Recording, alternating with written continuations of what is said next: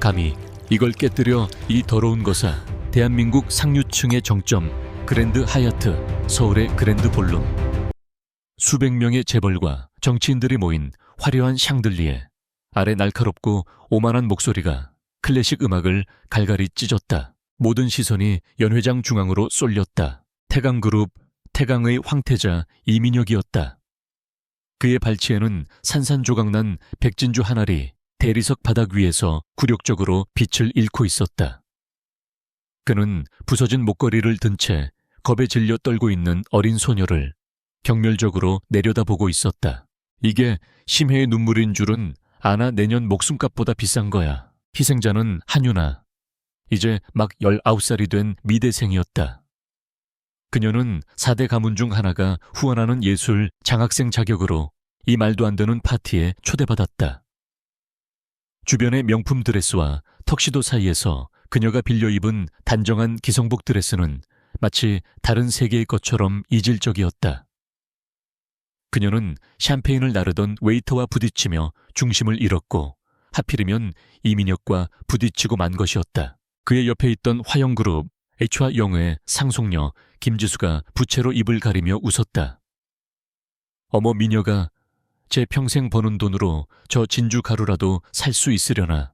무기 및 방위 산업을 주무르는 천무그룹 천무의 최강민이 팔짱을 끼며 거들었다. 대체 이런 벌레들은 누가 들여보낸 거야. 파티 물 다 흐리네. 언론 재벌 서림그룹 SO림의 박서연은 그저 지루하다는 듯이 스마트폰을 들어 이 굴욕적인 장면을 촬영하기 시작했다. 대한민국을 움직이는 4대 가문의 후계자들이 힘없는 장학생 소녀 한 명을 완벽하게 포위하고 조롱하고 있었다. 죄송합니다. 제가 어떻게든. 유나가 울먹이며 무어라 말하려 했지만 이민혁은 그녀의 턱을 거칠게 붙잡아 치켜들었다. 어떻게든 네가 뭘 할 수 있는데. 네 종류의 인간들은 언제나 이렇게 망치기만 하지. 그리고 그 순간 연 회장의 가장 구석진 곳 주방으로 통하는 서비스 도어 근처에서 한 여자가 이 모든 것을 지켜보고 있었다. 그녀의 이름은 한선화. 그녀는 호텔 케이터링 직원에게 지급되는 단순한 검은색 유니폼을 입고 있었다.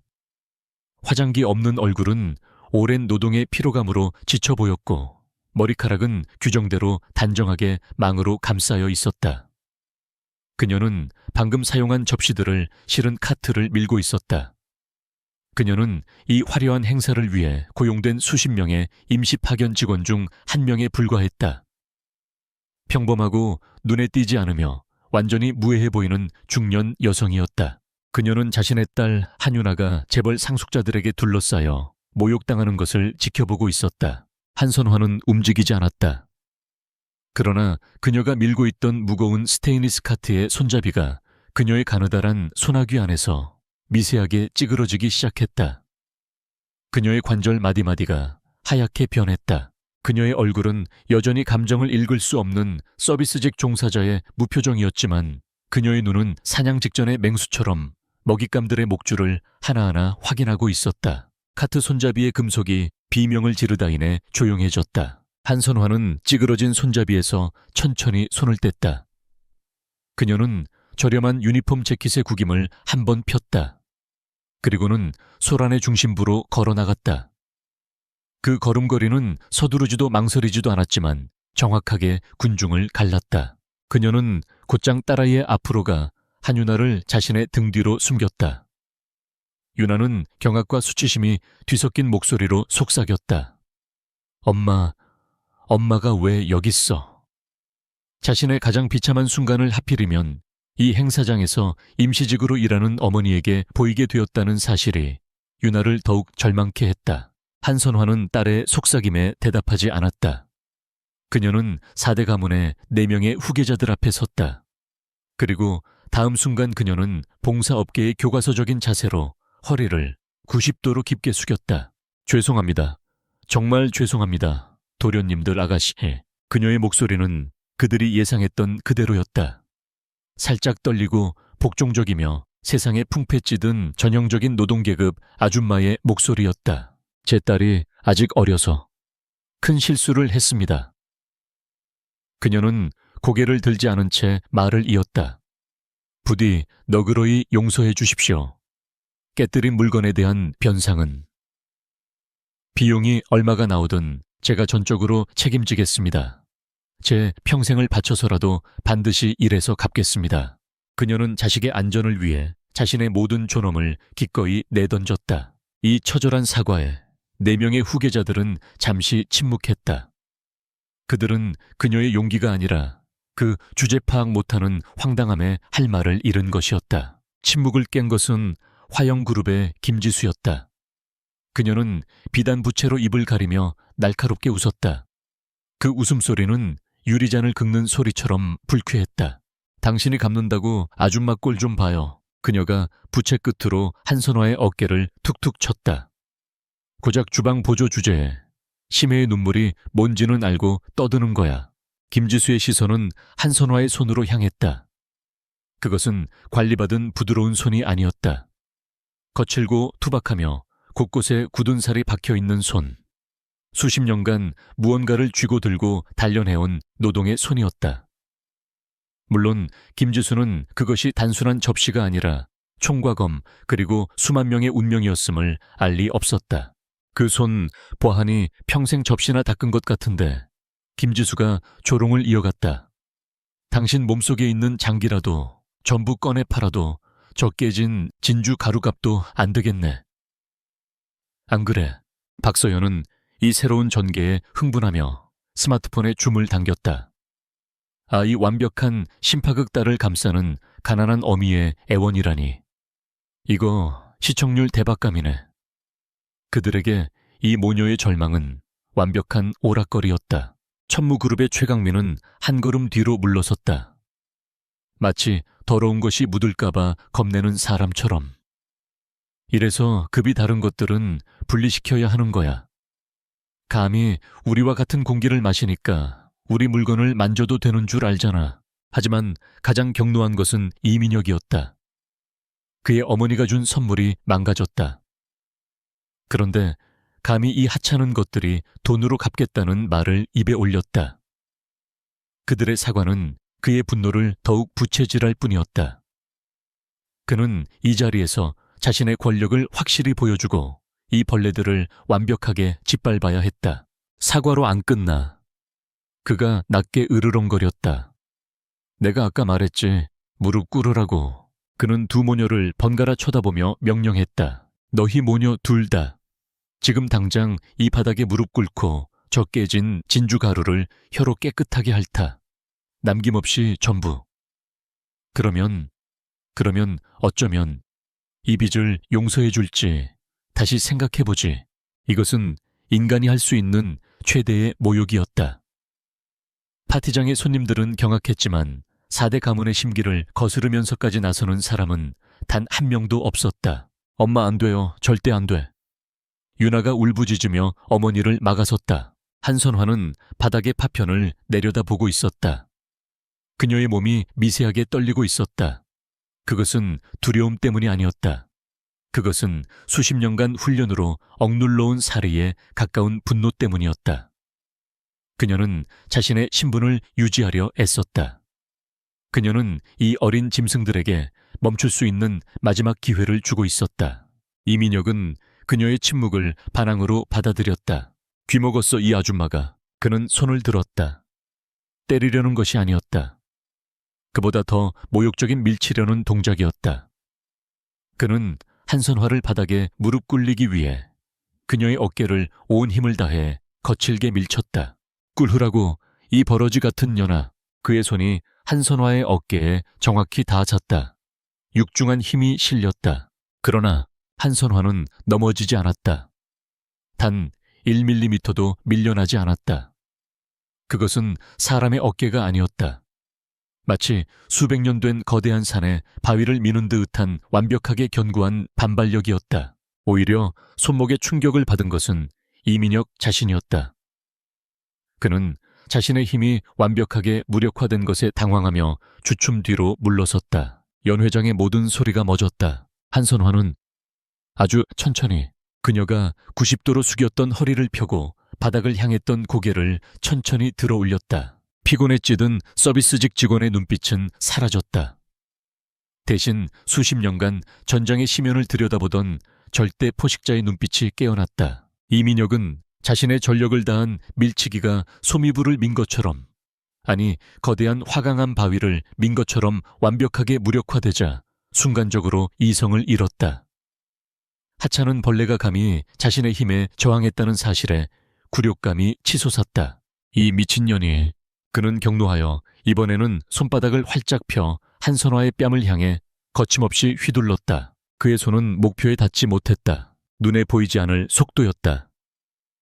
방금 전까지 접시를 나르던 피곤에 찌들어 보이던 그 아줌마의 손이 번개처럼 솟아올랐다. 그녀는 그의 공격을 막지 않았다. 그녀는 그의 손목을 공중에서 낚아챘다. 이민혁은 비명을 삼켰다. 강철과 같은 집게가 그의 손목을 움켜쥐었다. 태강그룹의 후계자로서 꾸준히 단련해온 그의 완력이 무색하게 그는 손목을 1mm도 움직일 수 없었다. 김지수가 접시나 닦던 손이라며 조롱했던 그 굳은 살 박인 손이 그의 뼈와 신경을 정확하게 압박했다. 강철 태강의 후계자가 문자 그대로 강철에 붙들린 셈이었다. 그리고 한선화가 고개를 들었다. 연 회장의 모든 공기가 얼어붙었다. 피곤한 직원의 수능적인 눈빛은 사라졌다. 그 자리에는 아무런 감정도 담기지 않은 오직 차가운 명령과 절대적인 통제력만이 존재하는 심연, 셴유엔의 눈빛이 떠올랐다. 그것은 수십 년간 죽음과 삶의 경계를 지휘해온 자의 눈이었다. 그녀는 속삭였지만 그 목소리는 연 회장 전체를 지배했다. 내 몸에서 그녀의 목소리는 더 이상 떨리지 않았다. 낮고 금속성이며 거스를 수 없는 울림을 지니고 있었다. 그것은 수백만 대군을 호령하던 자의 목소리였다. 그 더러운 손, 치워! 그녀는 그의 손목을 놓아주지 않았다. 그녀는 그것을 던져버렸다. 이민혁은 자신의 의지와 상관없이 5걸음을 뒤로 밀려나며 샴페인 타워에 부딪혔고 값비싼 잔들이 박살나는 소리와 함께 바닥에 나뒹굴었다. 그는 고통과 충격으로 자신의 손목을 붙잡았다. 연 회장은 이제 죽음과 같은 침묵에 휩싸였다. 딸 유나조차 자신이 알던 어머니가 아닌 그 모습에 숨을 죽였다. 한선화는 주변의 경악 어린 시선은 아랑곳하지 않았다. 그녀는 유니폼 주머니에서 스마트폰이 아닌 구형 2G 폴더폰을 꺼냈다. 투박하고 군용 사양처럼 보이는 낡은 전화기였다. 그녀는 단축키 1번을 길게 눌렀다. 나 한선화. This is me 한선화. 수화기 너머로 무언가 급박한 보고가 들려오는 듯했지만 그녀는 한마디로 끊었다. 위치, 그랜드 하얏트, 그랜드 볼룸. 상황 코드, 흥룡, 블랙 드래곤. 현 시간부로 A급 경계 태세 발령. 전 구역을 즉시 봉쇄한다. 그녀는 일방적으로 전화를 끊었다. 4명의 후계자들은 여전히 상황 파악이 되지 않았다. 뭐야? 흥룡, 저 아줌마가 드디어 미쳤나. 최강민이 헛웃음을 터뜨렸다. 어디에 전화하는 거야? 동네 파출소라도 부르는 건가? 하지만 그들의 비웃음은 30초를 넘기지 못했다. 꽝! 연 회장의 모든 문이 동시에 열렸다. 경찰이 아니었다. 호텔의 정복을 입은 긴급 보안팀 수십 명이 쏟아져 들어왔다. 그들을 이끄는 것은 호텔 보안 총괄 상무 오진택이었다. 그는 육군 대령 출신으로 이 호텔의 보안을 철통같이 지휘하는 인물이었다. 어떤 놈이 감히 4대 가문 행사장에서 난동을 당장 끌어내. 오 상무는 난동의 근원지로 보이는 케이터링 유니폼을 입은 여성을 향해 성큼성큼 걸어갔다. 그리고 그는 멈췄다. 그는 유니폼을 입고 서 있는 그 여성의 얼굴을 알아보았다. 수년이 지났고 화려한 군복이 아닌 초라한 직원복을 입고 있었지만 그는 그 얼굴, 그 눈빛을 잊을 수 없었다. 오 상무의 분노하던 얼굴이 순식간에 새하얗게 질렸다. 그의 몸이 조건 반사적으로 반응했다. 그는 두 발 뒤꿈치를 탁 소리가 나게 부딪혀 차렷 자세를 취하더니 자신의 직이나 나이는 모두 잊은 채 완벽한 90도의 군대식 경례를 붙였다. 그의 목소리가 공포와 경외심으로 갈라지며 볼룸 전체에 울려 퍼졌다. 금세영, 통합방위 사령부, 각하전, 전 합참의장님, 한선화 장군님, 폭탄이 터졌다. 연 회장의 모든 음악과 속삭임이 증발했다. 합참의장 Chairman of the Joint Chiefs of Staff.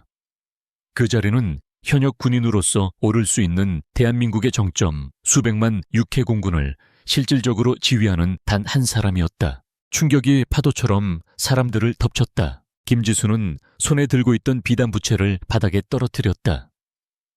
박서연은 촬영 버튼을 누른 채로 스마트폰을 든 손을 떨었다. 가장 큰 충격을 받은 것은 방위산업체 천무그룹의 최강민이었다. 그는 그 이름을 알고 있었다. 한선화. 그녀는 단순히 장군이 아니었다. 그녀는 대한민국 역사상 전무후무한 최초이자 유일한 여성 사성 장군, 4스타 제너럴이었다. 야전에서 구르며 불패의 신화를 쌓아 올린 군 내부에서 전신 워 갓, 즉 전쟁의 신이라 불리던 살아있는 전설이었다. 3년 전 돌연 모든 것을 내려놓고 은퇴하여 행방이 묘연해졌던 바로 그 인물이었다. 대통령조차 함부로 대하지 못하는 그 전설이 방금 전까지 자신의 눈앞에서 주방보조, 아줌마, 벌레라고 불리고 있었다. 김지수는 자신이 장기라도 팔라고 모욕했던 여인을, 이민혁은 자신이 바닥을 핥으라고 명령했던 그 여인을 망연자실하게 바라보았다. 유나조차 충격에 빠졌다. 그녀는 엄마가 군인인 것은 알았지만 그저 일찍 퇴직한 영광읍 장교, 아마도 대령 정도일 거라 어렴풋이 짐작만 했을 뿐이었다. 자신의 어머니가 나라의 군 통수권자 바로 아래에 있던 전설적인 4개의 별일 줄은 꿈에도 몰랐다. 한선화는 자신에게 경례를 붙인 채 식은땀을 흘리는 오 상무에게는 눈길도 주지 않았다. 그녀는 완전히 얼어붙은 4명의 후계자들에게로 천천히 고개를 돌렸다. 그녀의 목소리는 이제 완벽한 얼음 조각이었다. 너희는 변상을 원했지. 그녀가 차갑게 선언했다. 원하는 대로 그렇게 해주마. 한선화의 차가운 선언, 그렇게 해주마 라는 말은 심판의 망치 소리처럼 울려 퍼졌다. 볼룸 안의 모든 사람들은 합참의장과 사성 장군이라는 단어의 무게에 압도되어 숨조차 쉬지 못했다.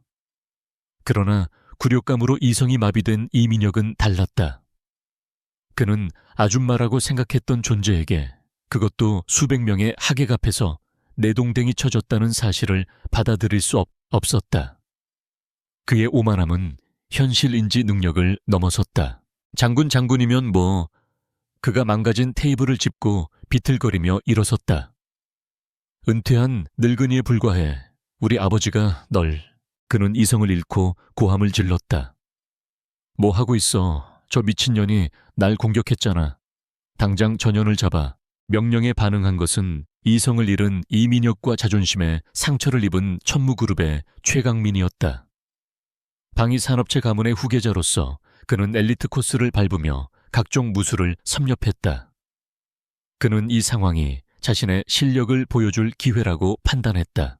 늙은 여자한테 진짜 무술이 뭔지 보여주지. 최강민이 기합과 함께 그녀의 머리를 노린 날카로운 하이킥을 날렸다. 동시에 이민혁은 통제불능의 황소처럼 저돌적으로 돌진하며 그녀를 덮치려 했다. 하지만 이것은 싸움 파이트이 아니었다. 그것은 심판 저지먼이었고, 혹은 그녀의 기준에서 보면 무질서한 것들을 정리하는 감사 어디트에 가까웠다. 최강민의 발차기는 빠르고 강력했다. 그러나 한선화는 뒤로 물러서지 않았다. 그녀는 오히려 그 발차기 안쪽으로 한 걸음 파고들었다. 그녀는 그의 공격을 막지 않았다. 그녀는 그의 공격을 무력화했다. 그녀는 발을 들어 그의 디딤발 지탱하는 다리 무릎 안쪽의 급소를 정확히 찼다. 딱 하는 건조한 소리와 함께 축이 무너지자 공중으로 향하던 그의 강력한 킥은 즉시 균형을 잃고 힘을 잃었다. 그가 비틀거리는 찰나 한선화는 이미 그의 발목을 잡아채 비틀었고, 동시에 반대쪽 손날로 그의 귀 및 경동맥과 이어진 신경총, 급소를 정확하게 가격했다.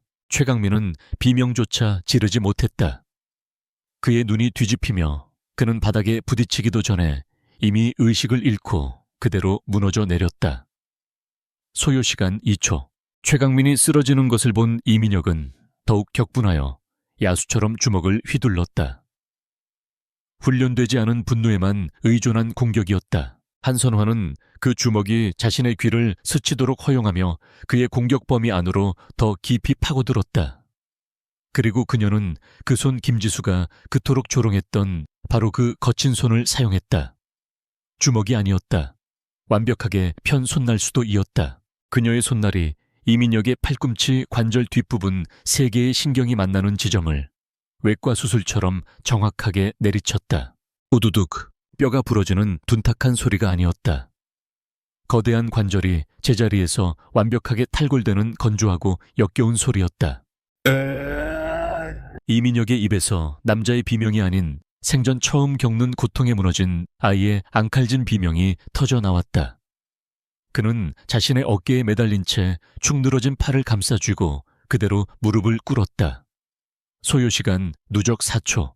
이제 남은 것은 2명의 여성이었다. 김지수와 박서연. 방금 전까지 여유롭게 이 상황을 즐기던 김지수는 2명의 남자가 종잇장처럼 쓰러지는 것을 보고 공황 상태에 빠졌다. 그녀는 비명을 지르며 도망치려 했다. 저리 가오지 마. 한선화는 그녀를 쫓지 않았다. 그녀는 이민혁이 부딪혔던 테이블에서 에피타이저용 작은 포크 하나를 집어들었다. 그리고 가볍게 손목 스냅을 이용해 던졌다. 창처쯤 하는 날카로운 소리와 함께 그 포크는 김지수의 값비싼 명품. 하이힐 앞 정확히 1cm 앞 대리석 바닥에 완벽하게 박혔다. 포크의 손잡이가 파르르 떨리고 있었다. 김지수는 그 포크를 내려다보았다. 만약 그녀가 0.5초만 더 빨리 움직였다면 그 포크는 정확히 그녀의 아킬레스건을 꿰뚫었을 것이다. 그녀는 떨리는 포크와 얼음 같은 한선화의 얼굴을 번갈아 보았다. 그리고 그녀는 다리에 힘이 풀리며 그 자리에 주저앉았고 뜨거운 액체가 그녀의 드레스를 적시는 것을 느꼈다. 그녀는 공포로 실금했다. 마지막으로 박서연. 그녀는 여전히 스마트폰을 들고 있었다. 여전히 촬영 버튼은 눌려 있었다.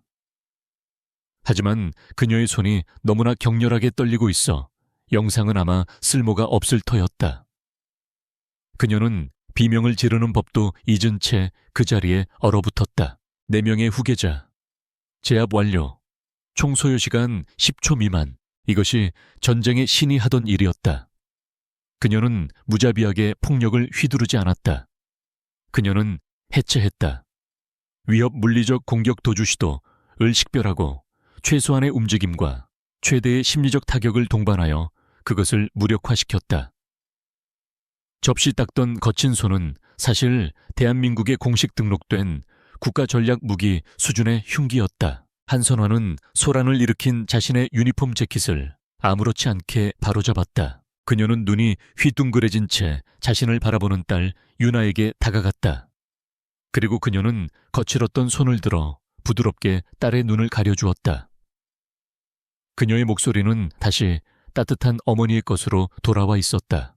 이제 괜찮다 딸아, 다 끝났어. 그리고 그녀는 자신에게 여전히 90도 각도로 경례를 붙인 채 식은땀을 흘리고 있는 오 상무에게 고개를 돌렸다.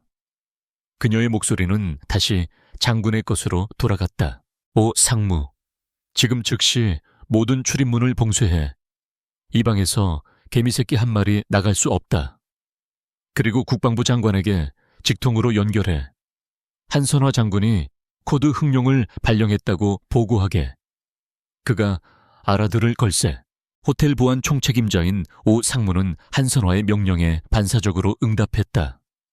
그는 무정의에 전 출입구 봉쇄 당장 이라고 외쳤지만 이미 그의 권한은 무의미해진 후였다. 그의 부하들이 문손잡이를 잡기도 전에 그랜드 볼룸의 거대하고 화려한 정문이 폭발하듯 양쪽으로 열리며 벽에 부딪혔다. 경찰이 아니었다. 대한민국 수도방위사령부 수방사 소속 헌병 특수임무대 SDT였다. 검은색 대테러 전투복과 방탄 헬멧 전술조끼로 완전 군장한 그들은 K2 소총을 겨눈 채 훈련된 맹수들처럼 연회장 안으로 쏟아져 들어왔다. 그들은 질문하지 않았다. 그들은 즉시 상황을 정리했다. 움직이지 마. 손머리 위로 모두 손보여. 기계적이고 위압적인 명령이 울려 퍼지자 방금 전까지 우아하게 샴페인을 즐기던 재벌 총수들과 정치인들 셀럽들이 공포에 질려 비명을 질렀다. 이것은 민간 경찰의 통제가 아니었다. 이것은 전시 상황에 준하는 군사적 봉쇄였다. 한선화가 발동한 코드 흑룡, 코드 블랙 드래곤은 단순한 요청이 아니었다. 그것은 수도 서울 한복판에서 발생할 수 있는 최고 등급의 국내 위협 테러 혹은 내란 준동에 대응하는 군 내부 프로토콜을 즉시 활성화시키는 전설적인 지휘관에게만 허용된 비상명령이었다. 특임대를 이끄는 젊은 소령이 현장을 둘러보았다. 그는 육군 대령 출신인 오 상무를 발견했지만 가볍게 무시하고 곧장 연회장 중앙으로 향했다. 그는 초라한 케이터링 유니폼을 입고 서 있는 한선화를 발견했다. 그는 망설임 없이 그녀의 오보 앞에서 멈춰서서 발뒤꿈치를 부딪히며 가장 우렁찬 목소리로 경례를 붙였다. 충성 장군님, 수도방위 사령부 특임대 현장 도착 보고드립니다. 전 구역 봉쇄 완료. 다음 명령을 기다리겠습니다. 연회장의 손님들은 이제 정말로 질려버렸다. 이것은 쇼가 아니었다. 대한민국에서 가장 배타적이고 사적인 파티 한복판에서 실제 군사작전이 벌어지고 있었다. 4명의 후계자들은 비참했다. 이민혁은 탈골된 팔을 붙잡고 짐승처럼 신음하고 있었다. 최강민은 바닥에 기절한 채 미동도 없었다. 김지수는 젖은 드레스 자락 속에서 히스테릭하게 울부짖고 있었다. 박서연은 이가 딱딱 부딪힐 정도로 온몸을 떨며 손에서 휴대전화를 떨어뜨렸다. 그들은 더 이상 화려한 상속자들이 아니었다. 그들은 그저 망가진 아이들에 불과했다. 한선화는 소령에게 고개를 끄덕였다.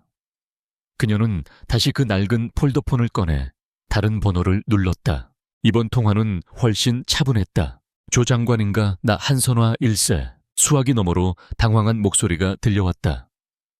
현 국방부 장관인 조철규는 그녀가 합참의장이던 시절 그녀의 휘에 있던 이성 장군 소장이었다. 그녀에게 조 장관은 여전히 조 소장에 가까웠다. 그녀가 말을 이었다. 그래, 난 잘 지내네. 본론부터 말하지. 지금 그랜드 하얏트에 와 있네. 내가 방금 코드 흑룡을 발동했어. 아니, 테러는 아닐세. 하지만 국가 안보에 대한 위협이 발생했네. 한선화는 수화기 너머에 당황한 변명을 잘랐다. 4대 가문의 후계자들이 민간인 1명과 예비역 장교 1명을 폭행하고 모욕하려 시도했네. 그래, 그 장교가 바로 나야. 그녀는 이어지는 격렬한 사과 또한 막아 세웠다. 지금 즉시 현 합참의장과 함께 30분 내로 여기로 오게. 그리고 청와대 민정수석실에도 통보하게. 이것은 더 이상 단순 폭행 사건이 아니네. 이것은 대한민국의 군 기강과 군의 명예, 그리고 국가의 존엄에 관한 문제일세. 그녀는 일방적으로 전화를 끊었다. 연회장의 모두가 숨을 삼켰다. 왜 이것이 국가 안보 위협이란 말인가? 한선화는 단순한 사성 장군이 아니었다. 그녀는 상징이었다. 그녀는 남성 중심의 군대에서 오직 실력과 전공, 잔공만으로 정점에 오른 입지전적인 인물이었고 대한민국 국군의 자존심 그 자체였다. 그런 그녀에게 감히 주방 보조라 부르며 무릎을 꿇리고 장기를 팔라 조롱하며 바닥을 핥으라고 명령한 행위는 단순히 한 개인을 모욕한 것이 아니었다. 그것은 대한민국 군복 전체에 침을 뱉고 국가의 명예를 짓밟은 행위와 같았다. 특히 천무그룹의 최강민에게는 더욱 치명적이었다. 그의 가문은 군대의 무기를 팔아 부를 축적했다. 그들의 부는 바로 한선화 장군이 합참의장이던 시절 개혁하고 승인했던 국방 예산에서 나온 것이었다. 그런 그가 자신의 최대 고객이자 살아있는 전설을 공격한 것이다. 파티의 손님들은 이제야 깨달았다. 이것은 케이터링 직원과 부잣집 아이들의 싸움이 아니었다. 이것은 오만한 신흥 자본 권력, 4대 가문과 국가의 근간인 전통적 권력, 군대 이 정면으로 충돌한 사건이었다. 그리고 그들은 그 국가 권력의 화신, 애화신을 건드렸다. 이후 20분간 연 회장은 절대적인 침묵에 휩싸였다. 완전 무장한 헌병들이 모든 벽을 지켰다. 아무도 감히 움직이거나 속삭이지 못했다. 오직 이민혁의 고통스러운 신음만이 울려 퍼졌다. 드디어 문이 다시 열렸다. 조철규 국방부 장관과 현직 사성 장군인 합참의장이 정복을 갖춰 입은 채 창백한 얼굴로 뛰어들어왔다. 그들은 무장한 헌병들 쓰러져 있는 재벌 2세들 그리고 더러운 케이터링 유니폼을 입은 채 겁에 질린 딸 옆에 서 있는 한선화를 보았다. 대한민국 군 서열 1, 2위인 두 남자는 망설이지 않았다. 그들은 곧장 한선화에게 걸어가 현역 군인이 예비역 전설에게 표할 수 있는 가장 깊은 경의를 담아 허리를 숙였다. 카카, 늦어서 죄송합니다. 4명의 후계자들은 그 광경을 보았다. 자신들의 아버지는 대통령을 좌지우지하는 사람들이었다. 그러나 지금 대한민국의 군대 전체를 지휘하는 저 남자들이 자신들이 방금 짓밟으려 했던 주방 아줌마에게 머리를 조아리고 있었다. 바로 그 순간 그들의 세계가 완벽하게 무너져 내렸다. 조철규 국방부 장관과 현 합참의장이 먼지 묻은 케이터링 유니폼을 입은 한선화에게 90도로 허리를 숙인 채 감히 고개도 들지 못하는 광경. 그것은 그랜드 볼룸에 모인 모든 상류층 인사들에게 핵폭탄이 터지는 것보다 더한 충격을 안겼다. 가가, 저희가 늦었습니다. 조 장관이 식은땀을 흘리며 말했다. 한선화는 그저 그들을 바라보았다. 자네들이 미안할 일이 아니야. 바로 그때 연 회장주 엘리베이터 문이 열리고 대한민국 경제계에 왕들이 들이닥쳤다. 4대 가문의 총수들, 태강그룹의 이태성 회장, 화영그룹의 김병철 회장, 천무그룹의 최동수 회장, 그리고 서림그룹의 박지원 회장이었다. 그들은 개인 경호원들과 법무팀을 대동한 채 분노에 찬 모습으로 연 회장 안으로 폭풍처럼 밀고 들어왔다. 자신들의 가장 중요한 행사가 군대에 의해 점령당하고 귀한 후계자들이 다쳤다는 소식에 그들은 이성을 잃기 직전이었다. 가장 공격적인 태강의 이태성 회장이 맨 앞에서 포효했다. 이게 지금 무슨 미친 짓거리여. 조 장관, 당신 제정신이야. 감히 민간인 행사에 군대를 동원해 누가 이따위 반란을 승인했소. 이건 명백한 쿠데타야. 그는 현직 국방부 장관에게조차 명령하듯 소리쳤다. 그러나 조 장관과 합참의장은 그에게 눈길조차 주지 않았다. 그들은 여전히 한선화 장군을 향해 꼿꼿이 선 채 부동자세를 유지하고 있었다. 4명의 총수들이 그제야 멈춰섰다. 그들의 눈이 상황을 파악하기 시작했다. 대한민국 군서열 1, 2위가 감히 자신들의 분노를 무시한 채 한낱 케이터링 직원처럼 보이는 중년 여성에게 꼼짝도 못하고 있었다. 그리고 방위 산업체를 운영하는 천무그룹의 최동수 회장이 그 여자의 얼굴을 알아보았다. 그의 얼굴에서 핏기가 사라지고 잿빛으로 변했다. 그는 그 얼굴을 알았다. 수십조 원짜리 국방계약 브리핑 테이블 맞은편에서 자신의 보고서를 쓰레기라고 부르며 프로젝트 자체를 뒤엎어버릴 수 있었던 유일한 그 얼굴. 한 장군님. 그의 목소리는 공포로 갈라져 나왔다. 한선화가 그에게 천천히 고개를 돌렸다. 그녀의 눈은 3년 전 합참 회의실에서 그를 내려다보던 그 눈빛 그대로였다. 오랜만이군 초회 회장. 그녀는 천천히 한 명씩 시선을 옮기며 심판을 시작했다. 그녀는 최동수 회장 천무그룹을 바라보았다. 자네 아들인가? 천무의 차세대 KF-X 전투기 엔진 계약 말일세.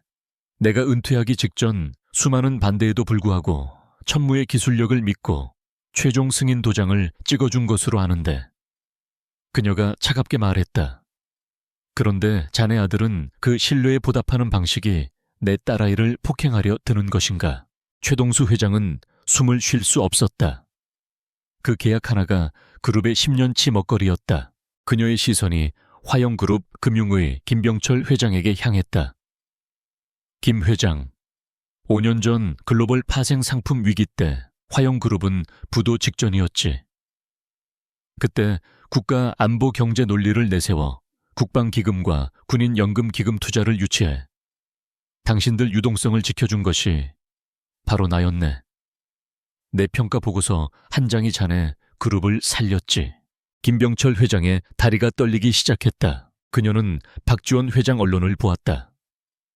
그리고 박 회장, 당신의 그 거대한 언론 제국은 우리 군인들이 피 흘려 지키는 이 자유민주주의라는 울타리 안에서나 존재하는 것일세.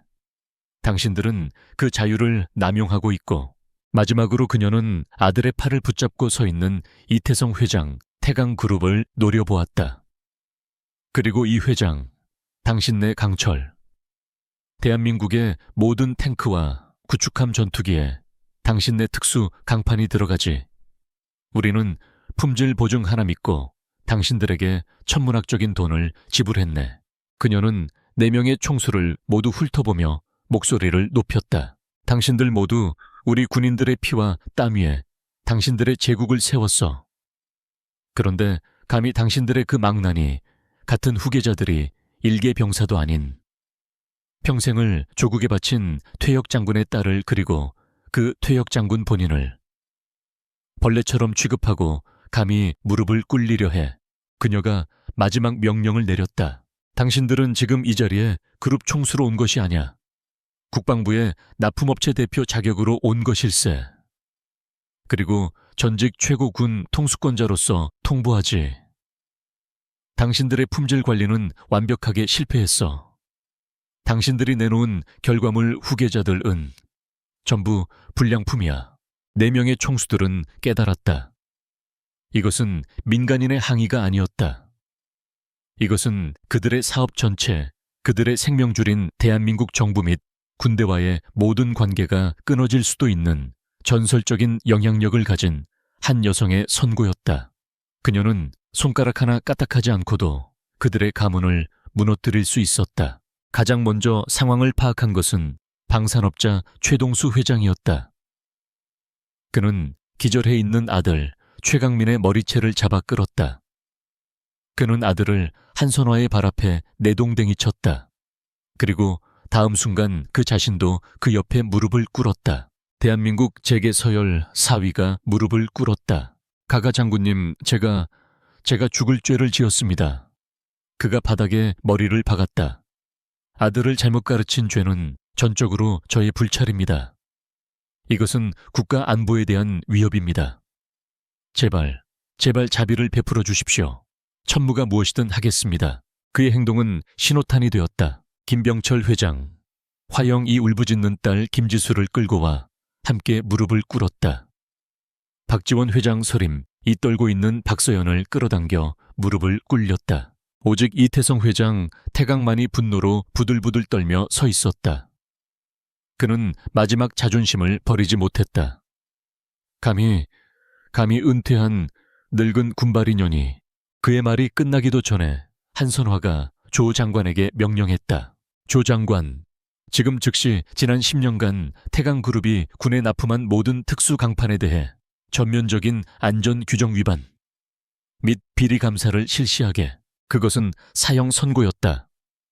감사를 하면 비리가 나올 것이고, 비리가 나오면 모든 계약은 파기될 것이다. 태강은 파산할 것이다.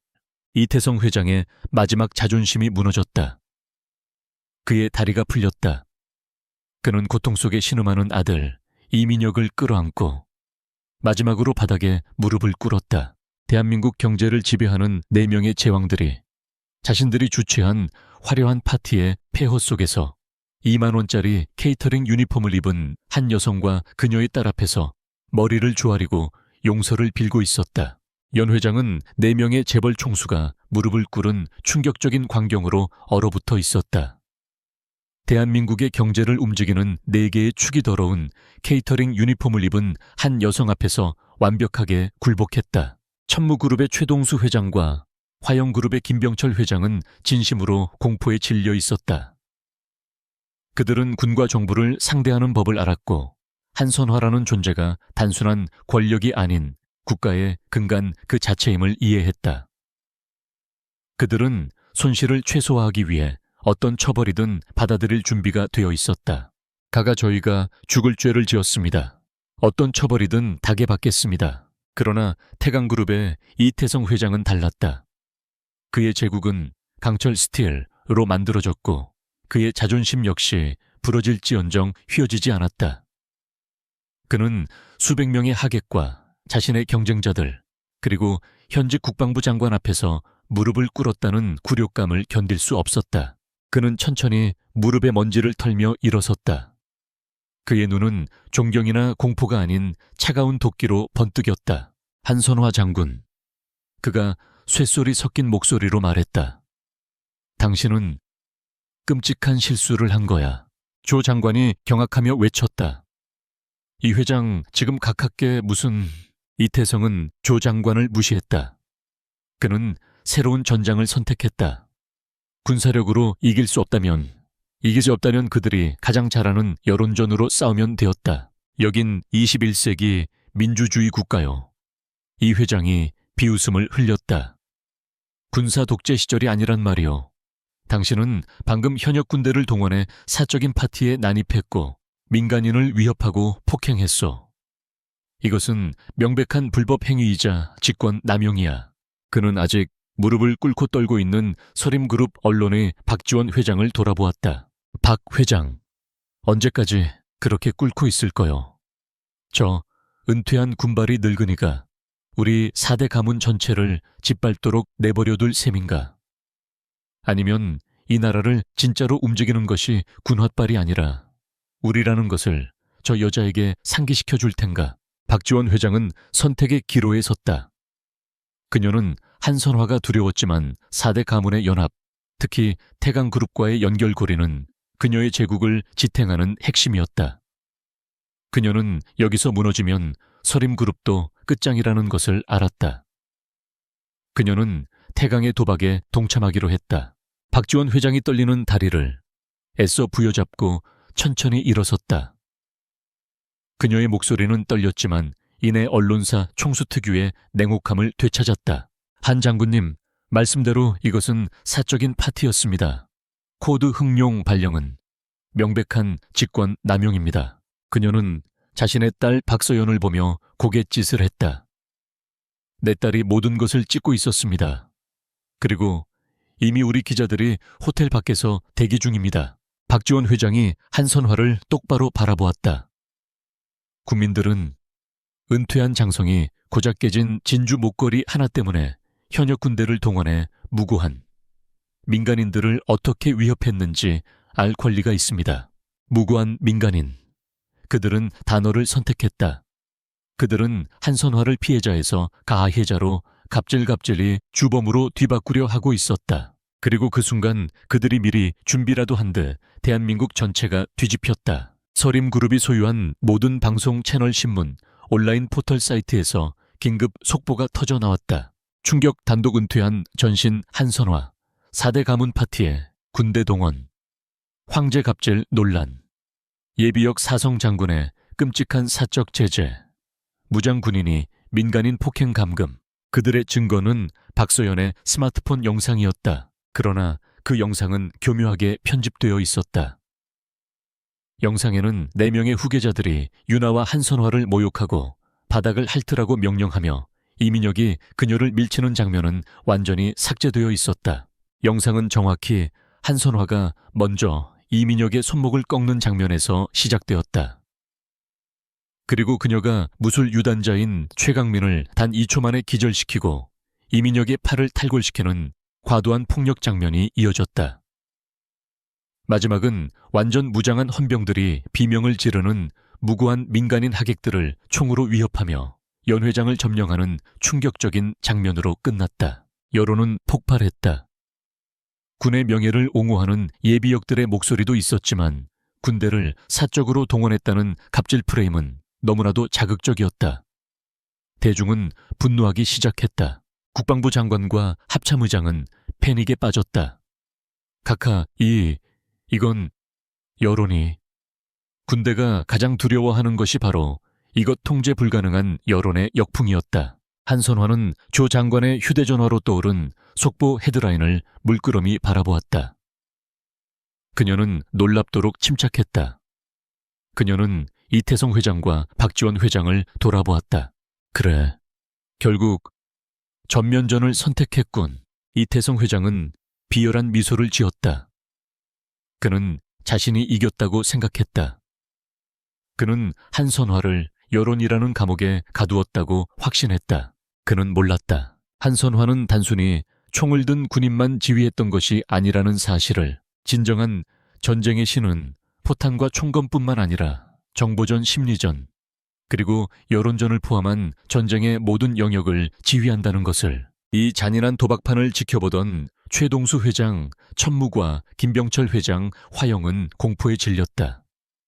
그들은 태강과 서림이 얼마나 멍청한 짓을 저질렀는지 깨달았다. 그들은 감히 한선화를 상대로 전면전을 선포한 것이다. 그들은 감히 일어설 생각도 못한 채 계속 무릎을 꿇고 있었다. 한선화는 2명의 어리석은 총수와 당황한 장관들에게서 시선을 거두었다. 그녀는 딸 유나를 바라보았다. 저들이 스스로 불을 질렀구나. 이제 지옥불이 정확히 무엇인지 배우게 되겠지. 그녀는 다시 그 낡은 폴더폰을 꺼내들었다. 이번에는 국방부 장관이 아니었다. 그녀는 자신의 진짜 네트워크를 호출하기 시작했다. 이태성 회장과 박지원 회장의 오만한 미소가 연 회장을 지배했다. 그들은 자신들이 여론이라는 거대한 파도로 전신 한선화를 익사시켰다고 확신했다. 조철규 국방부 장관은 창백해진 얼굴로 휴대전화의 속보들을 확인하며 어쩔 줄 몰라 했다. 각하, 여론이 심각합니다. 이건. 한선화는 그 모든 혼란 속에서 지독할 정도로 침착했다. 그녀는 2 총수의 조롱이나 장관의 불안을 완전히 무시했다. 그녀는 그 낡은 군용 폴더폰을 다시 열었다. 그리고 단 3통의 극도로 짧은 문자 메시지를 전송했다. 단어나 문장이 아니었다. 약속된 코드였다. 수신자 프로메테스 돼. 내용 코드 햇빛, 코드 선라이트. 수신자 미노스. 내용 코드 조울, 코드 스케일스. 그리고 마지막 3번째 메시지는 여전히 겁에 질려 무릎을 꿇고 있는 천무그룹의 최동수 회장과 화영그룹의 김병철 회장에게 동시에 전송되었다. 배 태강서림과 침몰한다. 10분을 주지. 노선을 정하라. 그것이 전부였다. 한선화는 휴대전화를 닫았다. 그녀의 네트워크가 활성화되었다. 프로메테스. 그는 현재 대검찰청 반부패부 부장이었다. 20년 전 정치적 숙청 위기에 몰렸던 햇병아리 군 법무관 시절, 당시 사단장이던 한선화가 그의 목숨과 경력을 구해준 은혜를 입은 자였다. 햇빛 코드는 단 하나의 의미였다. 세상의 모든 어둠을 빛 아래로 끌어내라. 미노슈. 그는 현 금융감독원 원장이었다. 한선화가 합참의장이던 시절 그녀 직속의 최고 정보 분석가이자 경제 전략가였다. 저울 코드는 하나의 명령이었다. 기울어진 모든 장부를 바로잡아 불의를 심판하라. 서림그룹이 시작한 언론 공세는 30분간 대한민국을 뜨겁게 달궜다. 갑질 장군에 대한 비난 여론이 정점에 달하고 있었다. 그리고 정확히 밤 10시 정각, 대홍수가 시작되었다. 서림그룹 소유가 아닌 대한민국의 모든 방송국과 언론사 서버에 프로메테스와 미노스로부터 거대한 데이터 덤프가 동시에 쏟아져 들어갔다. 이것은 의혹이나 편집된 영상이 아니었다. 이것은 가공되지 않은 100% 순수한 데이터와 증거 원본이었다. 첫 번째, 폭로 프로메테스 발태강 그룹이 지난 15년간 수출용 최고급 강판을 빼돌리고 그 자리에 군납용으로 납품해야 할 특수 강철 대신 기준치 미달의 저급 중국산 강철을 납품해왔다는 증거. 내부 장부 성분 분석표. 그리고 그 차액으로 수조 원대의 비자금을 조성했다는 내용이었다. 심지어 그 저급 강철이 최근 완공된 주요 교량과 아파트에도 사용되었으며 안전도 테스트에 불합격했다는 충격적인 보고서가 포함되어 있었다. 이는 한선화가 방금 명령한 군납 비리 감사의 완벽한 증거였다. 두 번째, 폭로미노스 발서림 그룹이 자신들이 터뜨릴 정치 스캔들을 미리 알고 관련 주식을 공매도하거나 차명으로 매입하는 방식으로 수천억 원대의 부당이득을 챙겨왔다는 내부자 거래 증거였다. 이것은 언론사가 아니라 범죄 집단임을 증명하는 자료였다. 세 번째 결정타 케르베로스, 오라클, 발 프로메테스 경유. 케르베로스 팀이 이미 확보했던 그랜드 하야스트의 모든 각도에서 촬영된 무편집 원본 CCTV 영상이었다. 영상에는 이민혁이 한선화를 거칠게 밀치고 김지수가 장기를 팔라 고 조롱하며 4명이 바닥을 핥으라 고 명령하는 모든 장면이 소리와 함께 생생하게 담겨 있었다. 언론 전쟁은 1분 만에 끝났다. 갑질 장군이라는 헤드라인은 즉시 사라졌다. 새로운 헤드라인이 대한민국 모든 화면을 뒤덮었다. 경악 4대 가문. 후계자들 살아있는 전설. 한선화 장군에게 인격 살해. 시도. 충격의 원본 영상 공개. 태강서림 얼라이언스 부패 비리 덮기 위해 여론 조작 공작 시도. 태강 불량 철근으로 국민 안전 위협. 여론은 180도 뒤집혔다. 분노는 한선화가 아닌 4대 가문을 향해 폭발했다. 그것은 통제 불가능한 분노였다. 그리고 최후의 배신이 일어났다. 여전히 무릎을 꿇고 있던 최동수 천무회장과 김병철 화영회장. 그들은 한선화의 문자메시지 10분을 주지 와 실시간으로 터져나오는 데이터 폭발을 동시에 보고 있었다. 그들은 태강과 서림이 끝났다는 것을 깨달았다. 그들은 자신들의 제국이라도 구해야 했다. 최동수 회장이 먼저 일어섰다. 싸우기 위해서가 아니었다. 그는 한선화에게 다시 한번 깊이 고개를 숙였다. 가가태강 그룹이 국가를 배신했습니다. 그의 목소리는 절박했다. 그들의 불량 철근 비리는 명백한 국가 안보 위협입니다 뿐만 아니라 저에게는 이태성 회장과 박지원 회장이 불법 정치 자금을 함께 운용하며 저희 천무그룹의 방산계약을 고의로 방해하고 로비를 벌인 증거가 있습니다. 검찰에 모두 제출하겠습니다. 개서지야 김병철 회장이 즉시 뒤따랐다. 그 비자금의 흐름 저희 화영은행이 모든 거래 내역을 금융감독원에 즉시 보고하겠습니다. 저희는 태강서림과의 모든 관계를 이 시간부로 단절합니다. 그들은 한선화의 프로메테스와 미노스가 자신들의 제국까지 파헤치기 전에 자신들의 동맹이었던 태강과 서림을 제물로 바쳐 살아남기로 결정한 것이다. 이태성 회장과 박지원 회장은 공포에 질린 눈으로 이 모든 광경을 바라보았다. 그들은 여론전에서 패배한 것이 아니었다. 그들은 자신들의 동맹에게 배신당했다. 그들의 모든 부패가 이제 만천에 드러났다. 한선화는 그들을 조용히 내려다보았다. 그녀는 싸울 필요조차 없었다. 그녀는 그저 작은 불씨 하나를 던졌을 뿐이다. 거대하고 부패한 제국은 그렇게 스스로를 잡아먹으며 무너져 내리기 시작했다. 그랜드 볼룸은 거대한 범죄 현장으로 변했다. 4대 가문의 연합 파티는 4대 가문의 분열과 몰락을 알리는 장송곡의 서막이 되었다. 천무그룹과 화영그룹의 처절한 배신. 그리고 그들이 실시간으로 쏟아내는 증거들은 태강그룹과 서림그룹의 숨통을 끊어놓았다. 이태성 회장과 박지원 회장은 더 이상 대한민국 경제를 주무르는 제왕이 아니었다. 그들은 프로메테스, 대검 반부패 부장가 이끄는 검찰 특별수사팀의 표적이 되었다. 두 사람은 그 자리에서 즉시 긴급 체포되었다.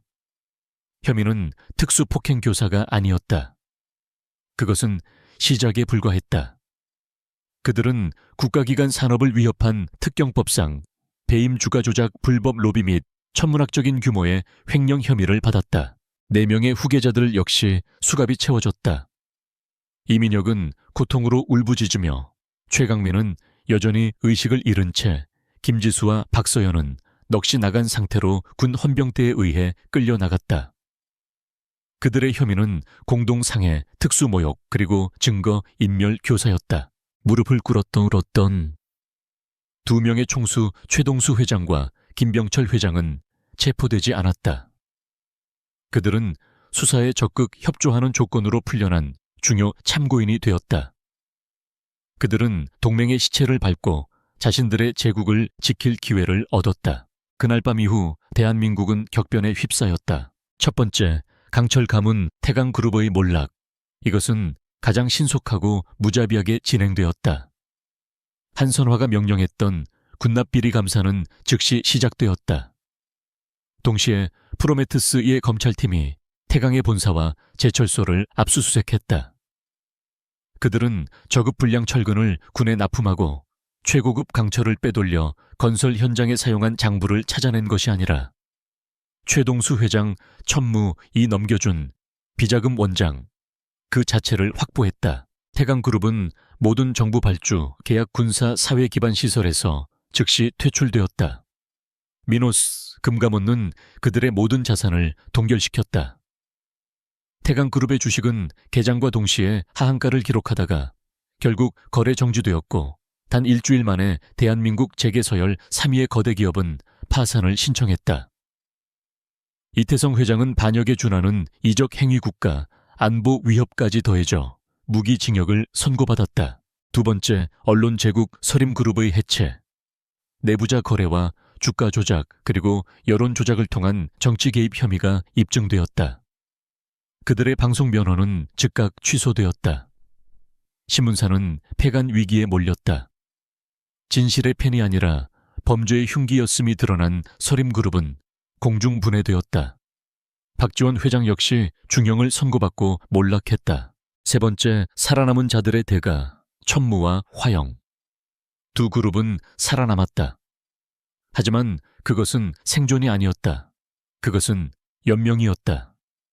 그들은 한선화 장군과 검찰 앞에서 성실함을 증명해야 했다. 천무그룹의 최동수 회장은 태강그룹이 납품한 전국의 모든 불량 철근 교체 사업, 교량 아파트 군사시설 비용 전액을 무상으로 부담해야 했다. 또한 향후 10년간 모든 방산 제품의 납품가를 30% 인하하겠다고 자발적으로 발표했다. 화영그룹의 김병철 회장은 그룹 전체 자산의 절반을 출연하여 한윤화의 이름을 딴 거대한 예술 장학재단과 대기업의 횡포로 피해를 입은 소상공인들을 위한 법률지원재단을 설립해야 했다. 그들은 회사를 구했지만 그들의 제국을 지탱하던 오만함과 힘은 완전히 거세되었다. 마지막으로 가장 중요한 정의의 실현. 4명의 후계자들.